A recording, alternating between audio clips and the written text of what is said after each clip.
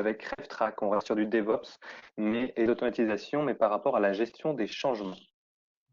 Donc RevTrack, c'est vraiment un outil qui va être le chef d'orchestre de vos stratégies DevOps, qui va vous permettre de gérer complètement vos changements dans SAP, d'automatiser non seulement ce qui est transport, mais également tout le processus de changement, de réussir à imposer des procédures au sein de vos équipes, de réduire bien entendu les risques et les coûts qui sont associés à ces changements, puisqu'on automatise et on vérifie de façon automatique. Et puis tout ça va permettre également de générer une piste d'audit. Donc pour entrer dans un peu plus de détails sur les principales fonctionnalités, on a vraiment une configuration très flexible du développement en passant par la qualité jusqu'à la production. On va pouvoir gérer chaque étape, rajouter autant de processus, autant d'étapes que vous le souhaitez, plus ou moins contraignantes. Et par rapport à un outil standard, comme par exemple Charm, on peut faire ça en quelques minutes ou quelques heures, alors que sinon, c'est assez compliqué de changer des workflows. Tout ça va permettre de vraiment imposer des procédures à vos équipes, à vos développeurs, à vos administrateurs, aux utilisateurs métiers éventuellement. Mais ces contraintes, c'est vous qui les définissez. Elles sont aussi flexibles, aussi lâches que vous le souhaitez. Et au-delà donc de ces procédures, de ces processus que vous avez définis, l'outil va exécuter des vérifications automatiques de sécurité tout au long des étapes du changement. Donc, quand on a un transport qui passe de qualité en production, par exemple, on va avoir tout un tas de vérifications.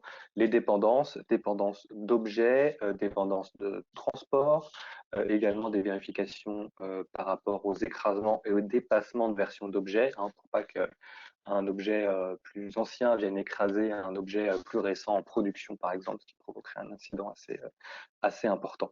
Donc à chaque étape, on a ces vérifications automatiques qui viennent rajouter une couche de sécurité. Au fil de l'eau, on vient collecter toutes les données dans une requête unique qui va concerner ce changement, donc toutes les données techniques, les transports, etc., toutes les données de workflow, qui a validé, quand, qu'est-ce qu'il a vu comme message d'avertissement par exemple, et si on a mis des pièces jointes, on peut imposer de joindre une pièce jointe à sa validation, par exemple un résultat de test unitaire. On peut piloter tous ces changements de plusieurs façons, par sprint par exemple, puisqu'au sein d'une même requête, on peut mettre plusieurs transports qui sont liés à un même changement et piloter comme ça, ou bien on peut regrouper ces requêtes par lot. Et donc là, vraiment travailler par release. Donc par lot de livraison, vous avez un outil dédié, un tableau de bord dédié dans RevTrack pour vous occuper de cela.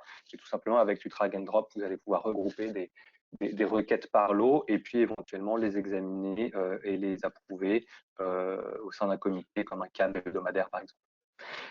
Et cet outil RevTrack qui peut être utilisé soit directement dans le SAP GUI pour ceux qui en ont l'habitude, ou pour par exemple les utilisateurs métiers qui doivent faire des validations, c'est un peu plus compliqué. On leur propose également un outil web qui reprend 100% des fonctionnalités, donc tout le monde peut travailler dedans, c'est un peu plus ergonomique. Alors je vous l'ai dit, c'est un chef d'orchestre, donc non seulement vous allez pouvoir suivre votre changement depuis la demande initiale jusqu'à la mise en production à travers RevTrack et en collectant toutes les données qui le concernent, mais à chaque étape, vous allez pouvoir faire intervenir d'autres outils qui s'intègrent avec RevTrack et qui vont pouvoir s'exécuter de façon automatique à partir de RevTrack et puis rapatrier les données concernées. Donc, par exemple, à l'étape de développement, si vous avez besoin de faire une analyse d'impact, vous pouvez appeler LiveCompare qui va s'exécuter, ou on a parlé de Tosca tout à l'heure, à l'étape testing, vous allez pouvoir également appeler Tosca qui va s'exécuter et puis le résultat viendra dans la requête RevTrack. Et vous pouvez conditionner le progrès du workflow à la validation par un autre outil. Évidemment, on a aussi une communication bidirectionnelle avec tous les outils de ticketing de type ServiceNow, par exemple. Alors, j'ai également préparé une petite vidéo, alors qui est peut-être un peu plus technique. Mais on va essayer de s'en sortir. Donc, si on commence, je reçois un email qui me demande à moi de valider un processus en cours. On a un objet, l'objectif c'est qu'il arrive en production, ça a l'air assez urgent.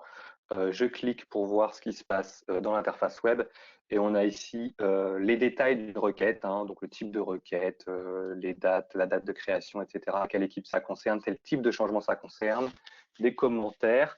Je peux voir, si je descends dans l'onglet technique, que l'objet est déjà associé à la requête, cet objet Z d'Orlando.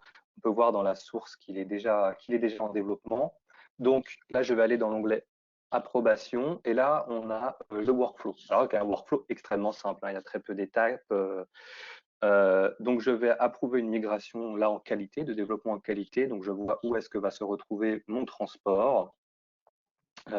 Mon objet, pardon, il va être transporté du développement jusqu'à la qualité. Je continue. Là, j'ai des vérifications automatiques de sécurité, les dépendances, les erreurs, je n'en ai pas. Également une petite analyse d'impact. Donc là, vous avez toutes ces vérifications de sécurité qui vont intervenir à chaque fois qu'un transport va être migré d'un système à l'autre. J'approuve, je mets mon nom sur cette approbation. Donc on pourra dans l'historique, dans l'audit, revenir. On voit maintenant que le statut de la requête a changé. On est maintenant bien en qualité. Voilà, et je peux retrouver tout l'historique. Et comme je le disais, c'est un processus très simple. On peut rajouter autant d'étapes qu'on veut avec plusieurs validations de plusieurs personnes. On peut demander obligatoirement de joindre, par exemple pour testing complete, de joindre, je vous le disais, un document qui prouve que le test a bien été effectué, a bien été validé.